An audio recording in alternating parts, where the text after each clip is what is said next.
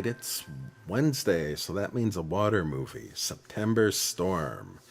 I suppose it might take place in September, though there isn't much of a storm, so I don't know the reason for the title. I suppose September Sunshine just wasn't very dramatic. Actually, most of the movie has very pleasant weather.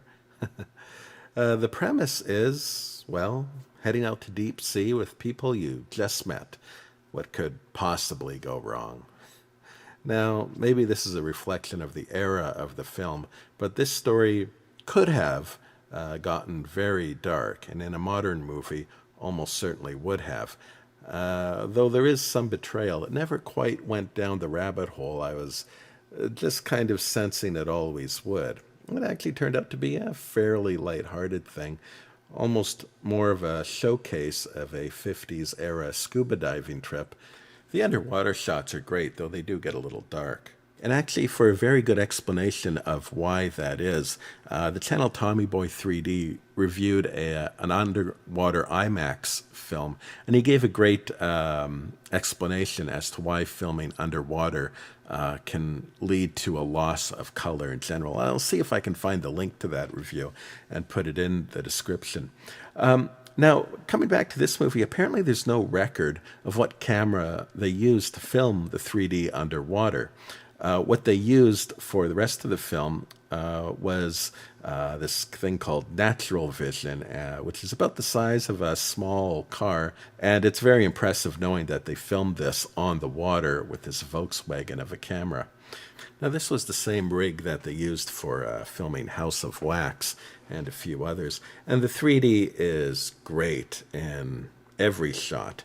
There is extremely wide parallax consistently throughout the whole thing.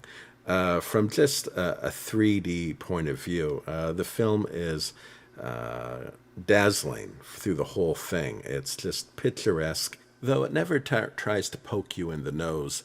It stays very consistent, so it's very easy to watch. Now, at the very final frames of this movie, there's a very abrupt twist to it that I wonder if the Spanish government forced them to include that in exchange for permission to film it in the country. It just felt like a political warning against antique theft. Now, the extras on this Blu-ray are perhaps even more interesting than the feature film itself. It's interesting that their interviews are also in 3D, which is a nice touch. Those memories are a little sketchy. Now here, this one called Harmony Lane has no relation to the main movie, except that it's was a film shot in 3D that has never before been seen in 3D. It was shot right at the end of the 3D craze, and they decided that 3D was no more, so they put it on the shelf. They briefly showed it in Britain in 2D, and it's just been lost until this release, so it's really amazing to see this window into the past, and it's a great song and dance piece. There is a very brief interview of the maker of this movie, relating how he went to see it in Britain in 2D and how he was just embarrassed by it, which I find amazing because even if this was flat, the dancing in here and choreography it's incredible, and it's